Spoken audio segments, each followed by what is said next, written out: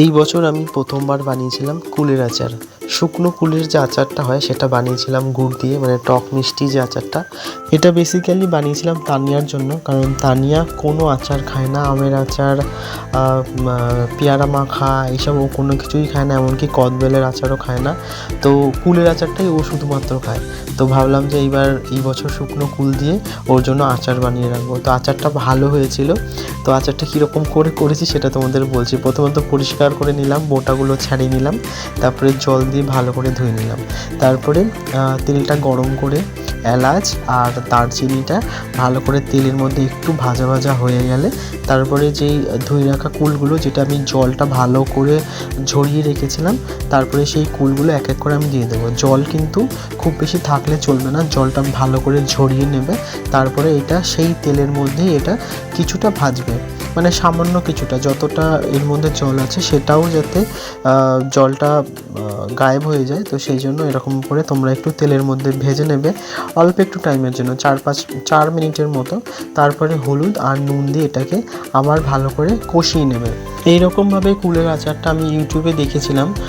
ভাবছিলাম যখন কুলের আচার করবো তো একটু দেখে নিই। তো মা একটু অন্যরকমভাবে করে, তো আমি এবার ইউটিউবে দেখে এরকমভাবে করেছিলাম, খুবই ভালো হয়েছিল আচারটা। তো দেখো মোটামুটি কষানো হয়ে যাওয়ার পরে আমি সেদ্ধ হওয়ার জন্য একটুখানি জল দিয়ে এটাকে ঢেকে দেবো।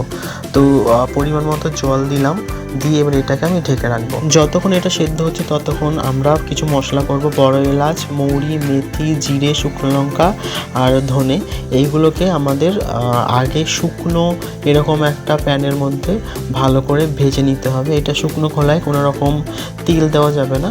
এরকমভাবে নেড়ে নেড়ে এইটাকে ভাজতে হবে যাতে মশলাটা মচমচে হয়ে যায়, কারণ এটা আমাদের গুঁড়ো করতে হবে, একদম পুরো ডাস্ট করব না, একটু গোটা গোটা থাকবে। তো সেই রকমভাবে এটাকে ভাজতে হবে।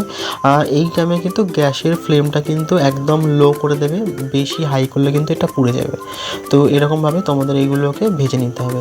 তো দেখো মোটামুটি আমার সব কিছু মশলা ভাজা হয়ে গেছে। আর এই দিকে ঢাকনাটা খুলে দেখি এরকমভাবে পুরো জিনিসটা মাখা মাখা হয়ে গেছে, তো একদম পারফেক্ট হয়েছে। এরপরে জলটা শুকোতে হবে, আর জলটা যখন একটু টেনে যাবে তখন এর মধ্যে আমি আখের গুড় দিয়ে দেবো। গুড়টা অবশ্যই কীরকম তোমার কুলটা কতটা পরিমাণ এবং কুলটা কেমন টক সেই বুঝে গুড়টা তোমরা দেবে। এখানে আমি আখের গুড় ইউজ করেছি, আখের গুড়টা দিলে মনে হয় বেশি ভালো হবে। তোমরা আখের গুড়টা দেওয়ারই চেষ্টা করবে। তো আমি টক মিষ্টি ব্যাপারটা রাখবো, সেই জন্য খুব বেশি গুড় কিন্তু আমি দিইনি। এবার গুড় দেওয়ার পরে দেখবে আবার একটু জল ছাড়বে, তো এটা মাখা মাখা করে আবার আমাদের কিছুটা এটা ড্রাই করে নেবে। যখন দেখবে একটু টাইট হয়ে গেছে তখন যেই ভাজা মশলাটা এইমাত্র করলাম, তো সেই মশলাটা মানে তোমার 70% ডাস্ট করে নিতে হবে, নিয়ে তারপরে এইটা কিন্তু এর মধ্যে অ্যাপ্লাই করতে হবে, দিয়ে এটাকে ভালো করে নাড়তে হবে। এবার কুলের যে মাখা মাখা ভাবটা সেটা একটু টাইট হবে, মানে এটা ফাইনাল পর্যায়ে আমরা চলে এসেছি। তো এই যে দেখতে পাচ্ছ কুলটা ভালো করে সেদ্ধ হয়ে গেছে, সব কিছু কমপ্লিট হয়ে গেছে। এবার নামানোর আগে একটু ব্ল্যাক সল্ট বা যেই বিট লবণ যেটা, সেটা একদম সামান্য পরিমাণ একটুখানি দিতে পারো।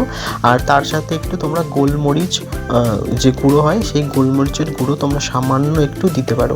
দিয়ে এবার এইটাকে হয়েই গেছে, আমাদের নামানোর পর্যায়ে চলে আসে। তো নামিয়ে নিয়েছি, দেখো ঠান্ডা হয়ে গেছে। তো ওই যে ফাইনাল লুকটা এইরকম হয়েছে, একদম দোকানের যে কুলের আচার যেটা ছোটোবেলায় আমরা স্কুলে টিফিনে খেতাম সেই রকম হয়েছে। উপর দিয়ে একটু বিট নুন দিয়ে দিলাম। তো এইবারে দেখে বলো কেমন হয়েছে, খেতে ইচ্ছে করছে কি করছে না। তো যাই হোক, আজকের ভিডিওটা এই পর্যন্তই। কেমন লাগলো ভিডিওটা অবশ্যই কমেন্ট করে জানাবে।